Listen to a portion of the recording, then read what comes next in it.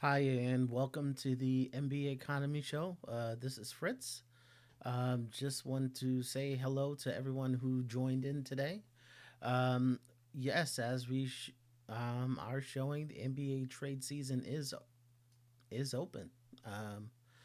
Um, Teams have been. We've already had two small trades in the NBA. We've had other teams um, basically.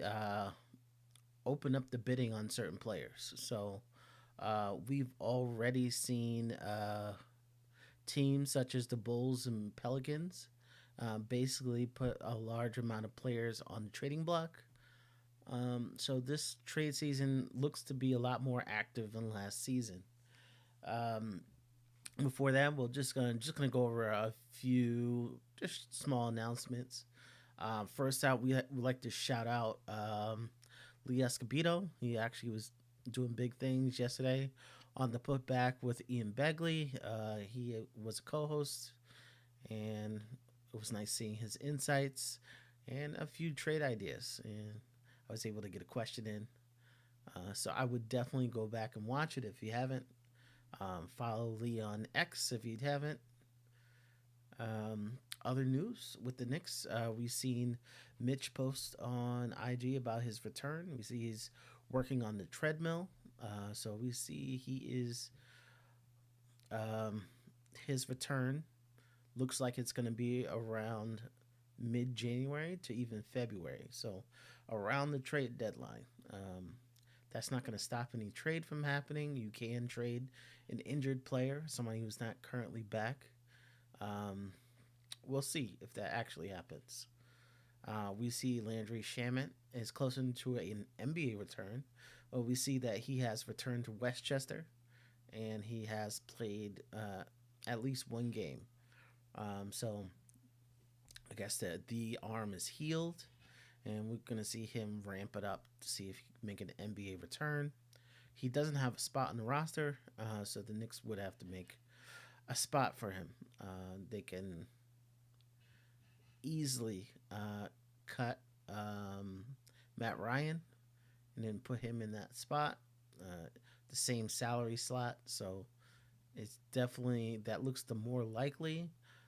They also could cut Hawk Porty, but most likely you're looking at, um, barring another move happening, um, probably Matt Ryan being cut and him taking his place, how I originally thought it would happen.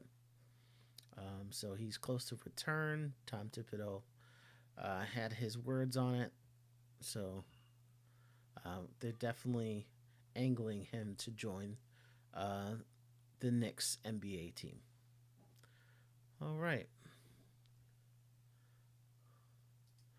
and yep. So we see sellers emerge. Or we've seen names such as Zach Levine being put out there. We see with the Pelicans, basically everybody. Um, Zion Williamson. We see also even new acquisitions are they basically only off limits is three players. Doesn't mean that these other players are cheap. It just means like they're willing to discuss um, any player but three players. And for the first time, we're seeing Zion Williamson is a player they're willing to discuss. Okay, so here's what we came for. So will the Knicks take a big swing at the deadline?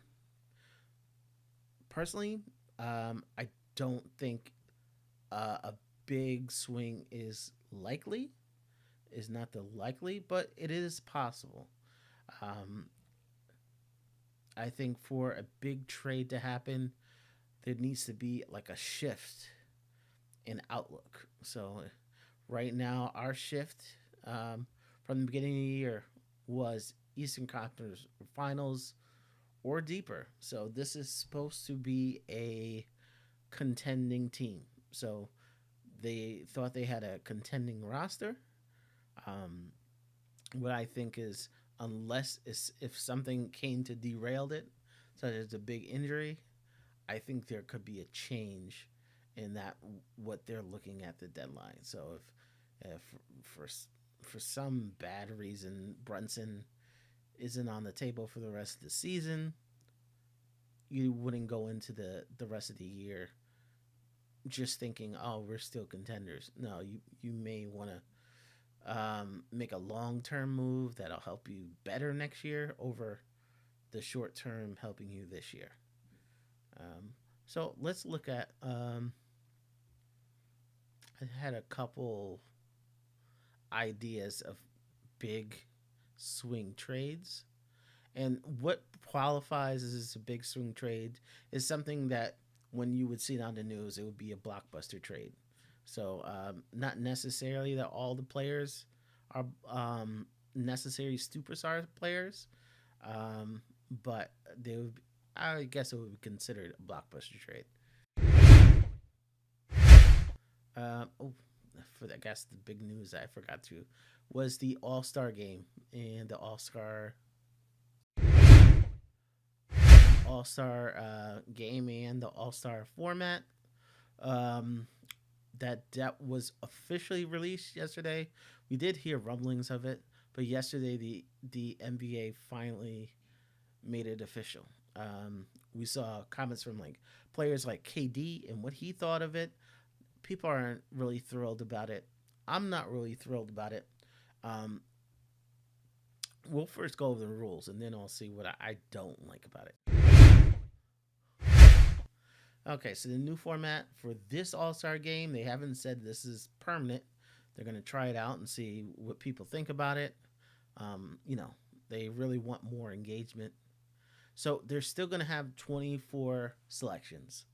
So basically, instead of East and West, 12 on each, they're going to have 24, and they're going to split those into three teams. So, into three teams. And basically, the GMs for those teams is the TNT analysts. So that's Charles Barkley, Shaquille O'Neal, Kenny Smith, and Candace Parker. These are team general managers. They are not coaches. Um, the coaches will actually be the two uh, top coaches from the East and the West, and one of their assistants each. Um, that makes four. But where the fourth team come from? The fourth team is from the Rising Stars. So the Rising Stars are still going to play their Rising Star game. I'm not sure if it's East and West or first year versus second year, but they are going to have a Rising Stars game. And basically, whoever wins is going to be that fourth team. Um, so, what they're going to have is, since there's going to be basically three vet teams and one Rising Star team, basically, you're going to have two NBA teams play one game, one NBA team versus Rising Stars, and then they be in a championship. Okay. Kind of obvious what the problem I have with this is. Shorter games. So you're only playing the 40. Um, so basically you're seeing probably more basketball overall, but you're only for the third team. Um, let's say for some reason the Rising Stars beat the Vets. Basically, for you saying for the real All Stars, you only got 40 points of basketball for All Stars. That could be a disaster. Short night for NBA veterans who are All Stars. And once you're only playing the 40, who knows? Who knows? But I think it's a disaster. I think they're just trying to put up the intensity. Um, I think there are better ideas out there than this. I think prob I would just break up all the stats and have an all star game that has like a funky scoring method that they can earn money for alma mater or something like a real funky scoring method where you get a certain amount of points allocated for points, assists, blocks. I think that would be more more fun, more interactive. You can get the fans into it. I think just trying to bring back the 80s and 90s competition in All Star game just isn't happening. The business has taken over. The, the players absolutely know that this is a business. This is their vacation taken away from them, and they're not going to go all out and get injured. Um, so it's gonna hard to bring that intensity back. But NBA, why do they matter? Because they sell these packages. So they sold to TNT the rights to this game. So they want eyes on the game. So if it's not intense, it's going to be like the Pro Bowl, where it's something that NBA fans will skip, um, and they're trying to make it something that they can't skip. But I don't think this is the way. Um, it pretty much throws out all the stats from history. We do have been keeping track of these stats. We all know Kobe has the record for the All Star game. Why don't you? Why would you put in a format that the records no longer apply to the All Star game? We all know who had the most points in the All Star game. In this format, your points will never reach that. So yeah, I think it's a bad idea. It kind of it throws out the history of the All Star game. So those stats don't matter, even in All Star format. All right, so I am going to talk about Knicks taking a big swing at the deadline, and we can look at the first.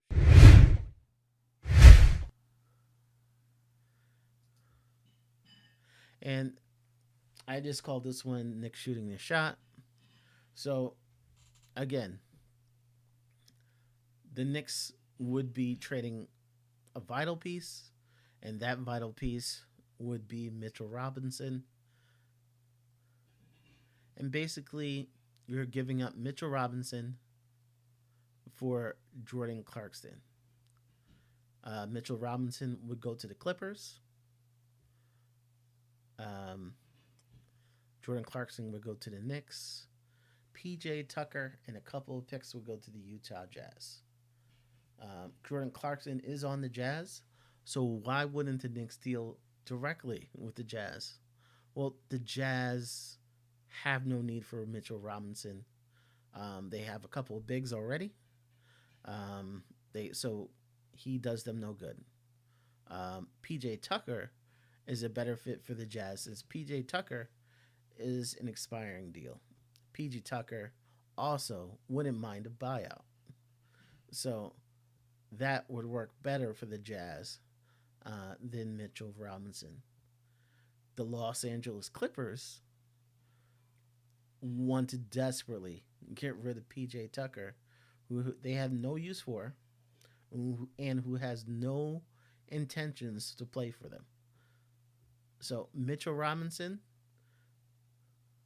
would be a welcome sight for the Clippers, who's who are competing in the West, who have no use for PJ Tucker. I think they would gladly give up a second for that privilege. Um, I think the Knicks um, would they gladly give up Mitchell Robinson? No, but someone like Jordan Clarkson is hard to come by. You need someone who's not a small guard who can occasionally play behind Brunson and play next to Brunson. So you want someone who's not small. Jordan Clarkson's 6'4". He seems larger than that to me, but he is 6'4". He is proven. Sixth man of the year, former sixth man of the year. And I think he would he would allow Brunson to play off ball at several points during the game. We saw in the Atlanta game where he was hounded. So in that situation, you can give Jordan Clarkson the ball and you say, hey, you can run the point guard duties. And we know Brunson's catch and shoot numbers are is top in the NBA. So allowing Jalen Brunson to not only be the point guard but play off ball would do wonders to his team. The loss of Mitchell Robinson, yes, it's big. But we're looking right now, Mitchell Robinson is not the starter. And with Karl Anthony Towns, the Knicks don't want him to be the starter. Mitchell Robinson at this point is probably between 15 and 20 minutes a game. So if I'm giving up someone 15 to 20 minutes a game, backup for someone who can possibly start, if not start, could still give me 30 minutes a game. So I think this makes sense for the Knicks. So Jordan Clarkson is one of the big swing trades. I don't think he's a superstar or a star in any right, but he's former sixth man of the year. His name is recognizable. I think they would call it a blockbuster trade, even if he's not a star. Okay. So, so what are the other trades that I have? So the next trade I have is Zion Williamson. And I know a lot of you Knicks fans are going to cringe. Zion Williamson has had mixed reviews in the NBA. When he plays, he is one of the most unique talents in the NBA. When he does not play, he is useless. He's actually been a distraction in New Orleans. But he's never wanted to be in New Orleans since he was drafted. And that may be a factor in why he's missing so much time, why he isn't motivated. Money should be enough to motivate you to show up to work every day. But he has been in his whole life, so it's hard to see what motivates him. We saw the headlines in just a couple months ago, month or so ago. We saw he cut ties with CAA because CAA couldn't bring him to the Knicks. Who knows? Maybe he still has a desire to be with the Knicks, but his new agent needs to make that happen. It's very interesting that if he if he desperately wanted to be with the Knicks and he was upset CAA couldn't make that happen, he had to know from the Knicks that feeling was mutual. So that feeling was mutual between the Knicks and Zion Williamson. I think a lot of those assets the Knicks had went away. So I think that's why you saw him, ultimately leave CAA, because those assets we used on Mikal Bridges, those 5 picks, could have been used for Zion. But this is a new time. I think there's no way New Orleans could ask those kind of prices anymore. I think New Orleans should have gotten rid of him earlier when there was a high demand for him. But I don't think there's many teams in the league that would trade for him. And if that desire is to be in New York, I don't think a lot of teams are going to risk it besides New York. Okay. So, what I'm going to do is I'm going to show you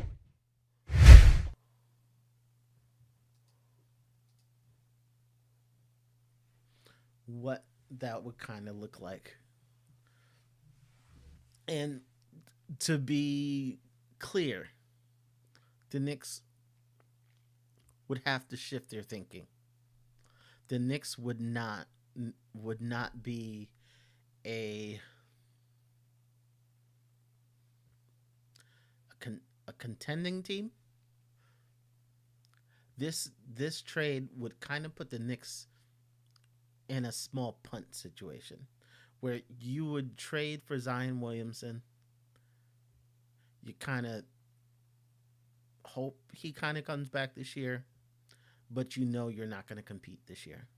You're just going to kind of go out there, see what you can do. Hopefully, you have a puncher's chance. And then next year, hopefully, you line everything up for contending. But how would you do it? To make the money work, I used New Orleans, the Knicks, and the Warriors. So I want to pretty much use teams that can fill each other's needs.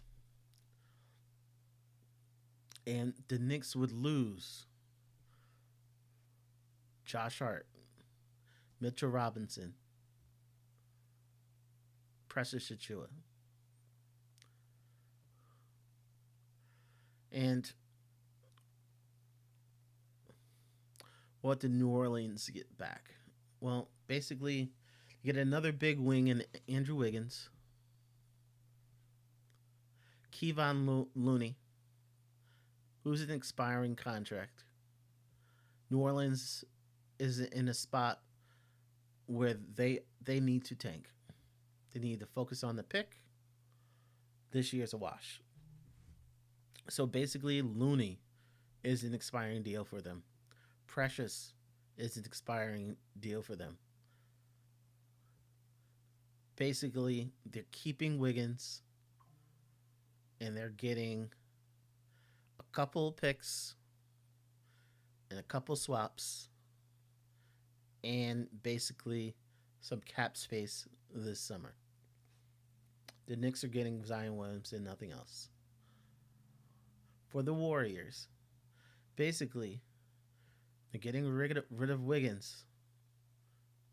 I know he's a big wing, but he hasn't quite worked out for him. Perhaps a change of scenery would do him good. Basically, Looney. Looney kind of uses a rebounder.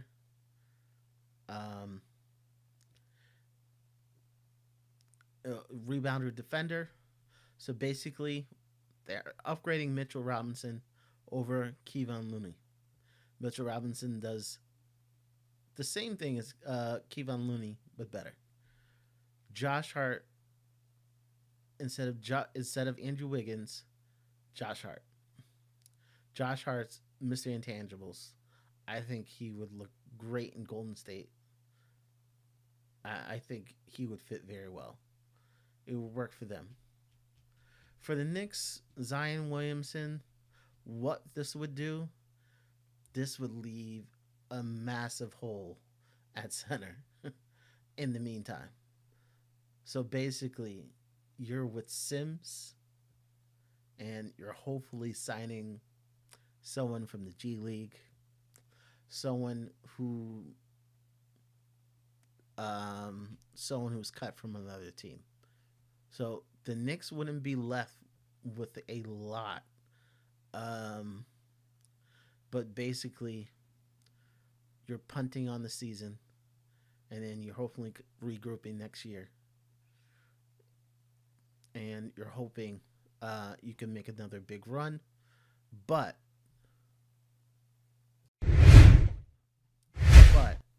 I think you start next season, and you're the favorite in the East. I think that's the difference. Is that you're punting on the season, you come back next year, Jalen Brunson, Mikal Bridges, OG Ananobi, Zion Williamson, Carl Anthony Towns, and you have the best team in the East. But you lost a year. You have a puncher's chance, but you if you can get Zion's health situation situated, you can get him motivated. I think he's motivated to be here. I think he would be happy to be here. I think um, uh, he really put himself in a tough situation by signing that contract. I think he could have angled himself to New York if he never signed that contract. Once he signed the contract, um, the pressure was all on him.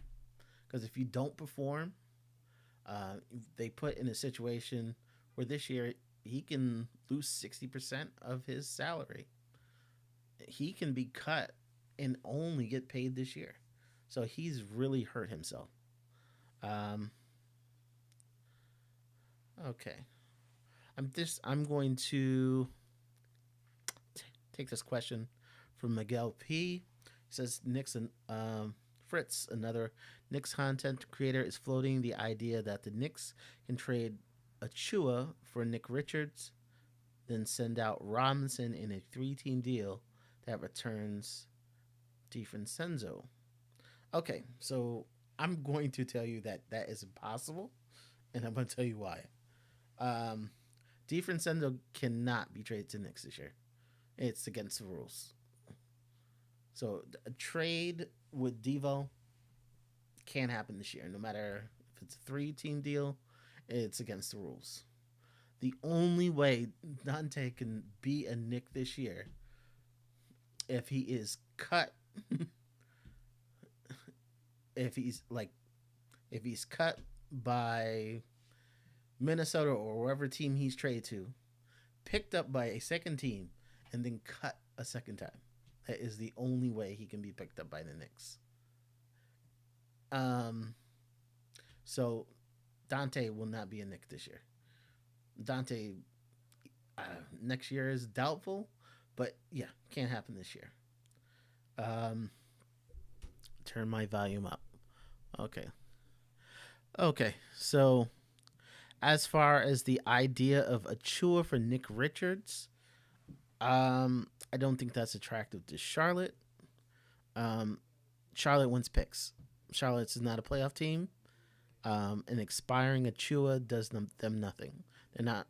They're not making the playoffs. I don't think it's a difference maker that makes them a playoff team. So they are looking for picks.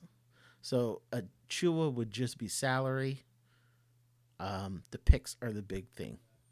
So it doesn't matter if you're putting a couple minimums together, or Achua. I don't think it matters to them. They're worried about the picks.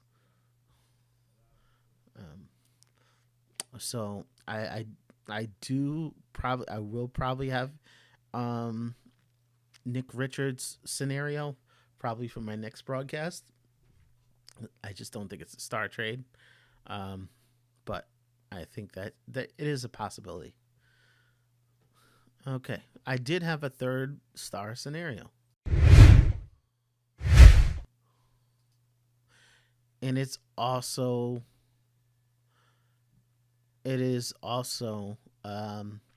New Orleans. So Ingram would be that other star trade. So Brandon Ingram, um, good player. I think a lot of teams know he's a good player, but a lot of teams aren't trading for him because of the new CBA. It is teams aren't giving out max contracts like they used to. Um, it isn't not only just giving two. Before it was, oh, you can give two max contracts, but what teams are finding out that you don't want to give a max contract unless this player is a player you don't ever want to trade. It's almost like you're almost preventing them to leave. because you can't. Max contracts are almost impossible to move. And if that player is not a star or if that person is not a superstar, don't do it. Don't do it. You're just handcuffing your team. You're giving your team less options. Um, so I think he's in a tough situation where he had bigger offers before, and the offers have gone down. So we have seen New Orleans before the new CBA. They knew what was going on with the new CBA. They were offering 50, but now to they want to sign him for like 40, and he wants more. Uh, this year he's making about 36, so they want to give him a slight raise, but he wants more. He wants the max contract that most guys in his situation were getting a couple years ago. But things have changed around him. He hasn't changed. Things have changed around him. Um, the situation that I think the Knicks would be interested in him is that if the Knicks were sure that nobody was going to bid 50 for him next year, and that 40 would be like this, 40, 45 would be the ceiling. If you got him in the door and you know that his salary isn't going to jump much, you could pick him up knowing that his salary is only going to go up a little bit. But it's a risk. Because if someone has a change of heart, you're basically screwed. And in this situation, I have the Knicks giving up Josh Hart, Mitchell Robinson, Precious Achiuwa. Same idea as before, where you're not going to have that front. You're going to be weak at center. Precious Achiuwa can't be traded till January 15th because he did waive his no trade clause, and that pushed his date back a month by the Knicks building it into his contract that he got rid of it. So in this trade, to give everybody what they want, basically, New Orleans, they get their savings, basically Kevon Looney, Precious Achiuwa, Gary Payton II, all expiring. So basically, price savings, and they get Keldon Johnson. So you get a little bit less of a player, but a lot of, but with cap space. Brandon Ingram to New York. Where would you put Brandon Ingram? In this situation, I'm probably putting Brandon Ingram at small forward. So basically, Cat at center, OG permanently at power forward, Brandon Ingram at small forward, Mikal Bridges at shooting guard, and Brunson at point guard. Brandon Ingram works well with the ball in his hands. So basically, you're splitting kind of. You're bringing Brandon Ingram as a ball handler, along with Brunson. I think it would be good in that situation, but it would take a lot to get that to mesh together, to find out who does what when. Okay, Troy from NYC.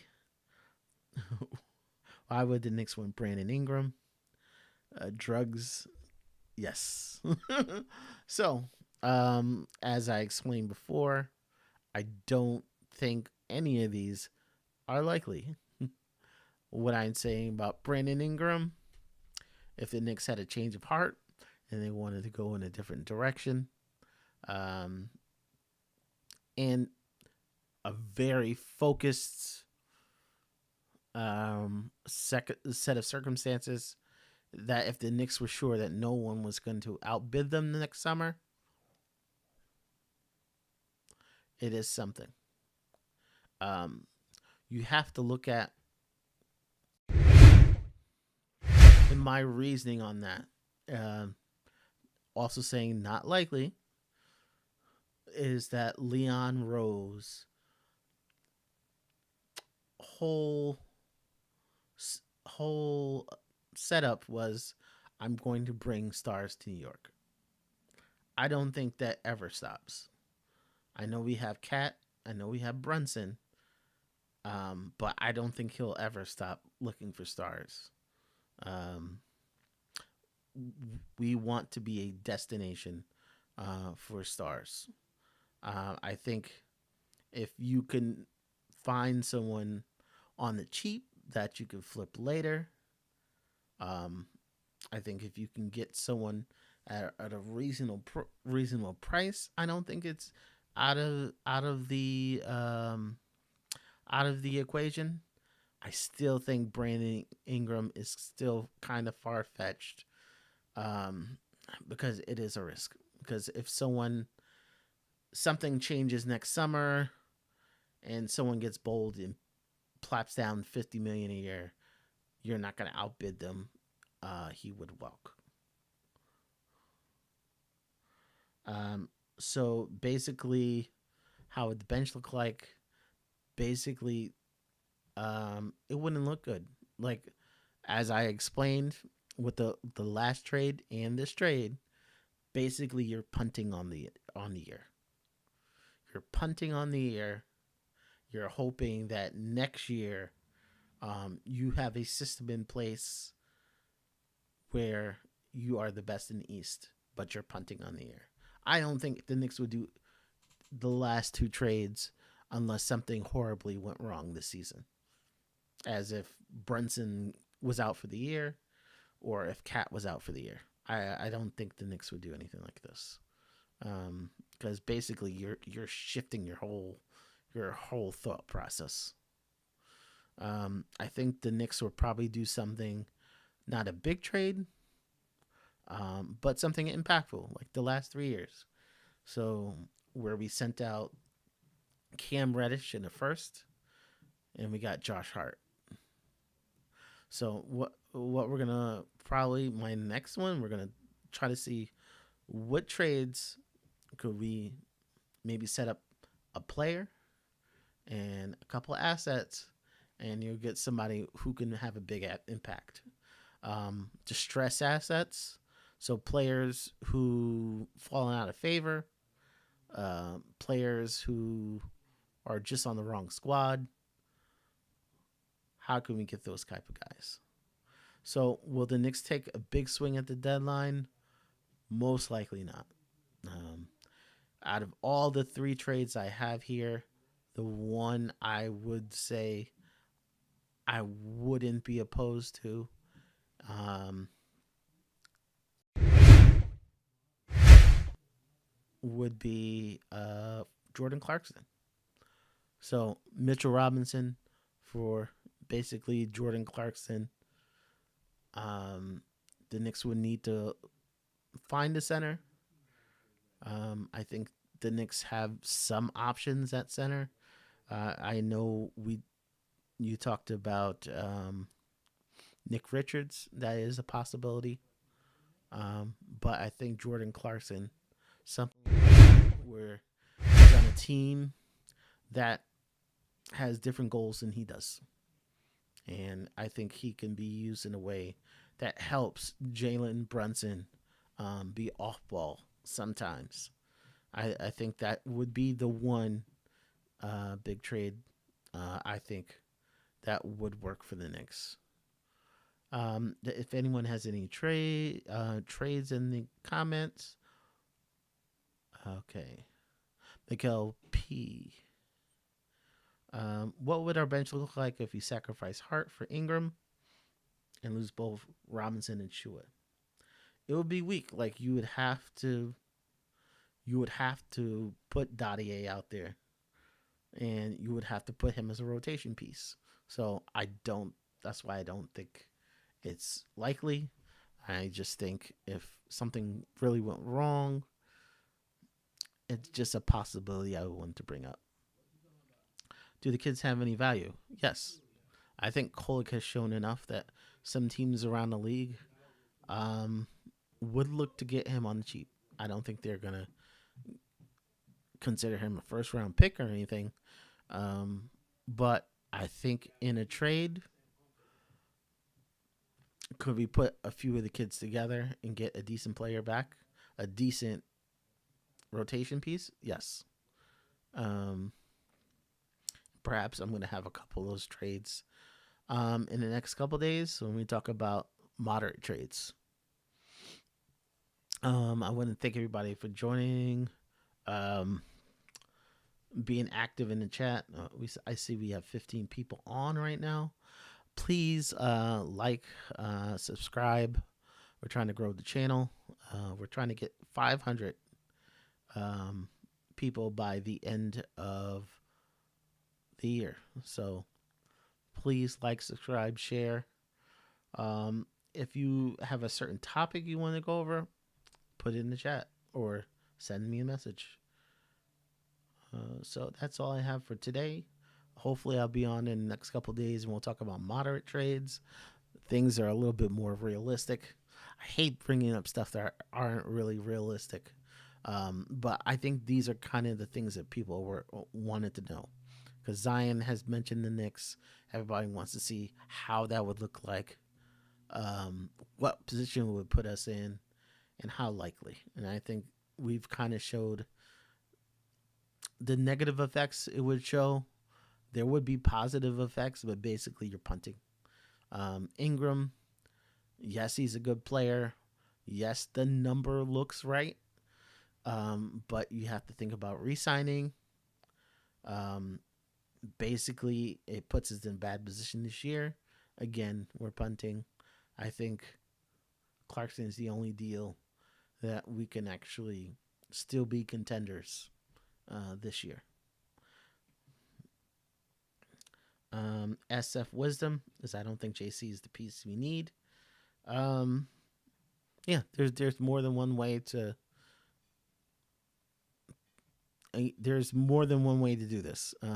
I was talking with Blorange, the Blorange Tears show yesterday. We were going over just different ways you can achieve the same thing.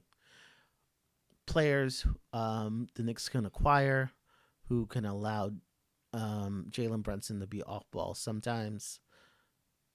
We came up at least 3-4 players. SF Wisdom. Actually, first, Mikel P.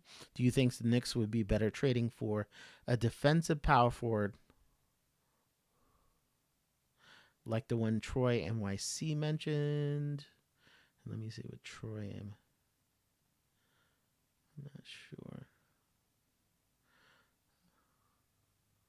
Okay. Dorian Finney-Smith or Jared Vanderbilt? Well, actually, Dorian Finney-Smith, my guy Lee mentioned that yesterday on the putback. And basically it would cost Mitch. Also, it's the Nets. So the Nets don't want to deal with the Knicks. So that puts it in the unlikely category. If they did deal with us, they would give us the Knicks tax. So we would have to give up a little bit extra.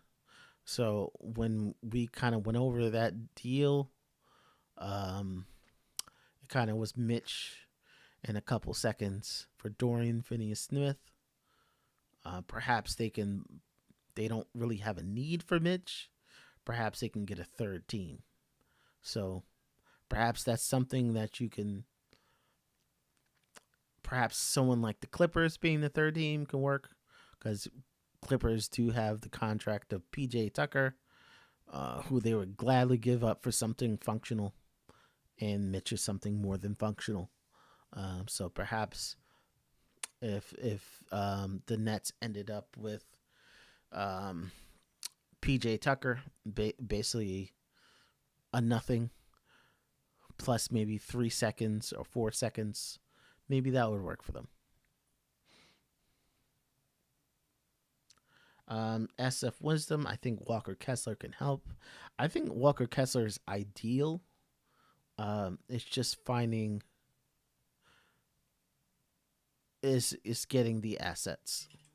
I don't think the Jazz really want anything we have.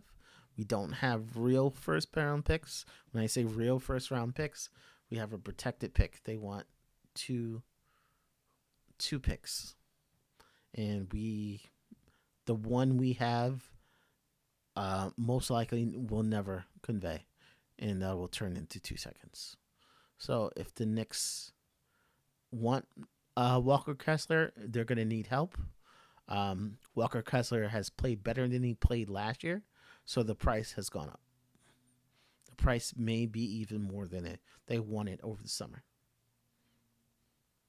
Yeah, as Miguel P says, Ainge is insane. So Ainge wanted a lot this summer.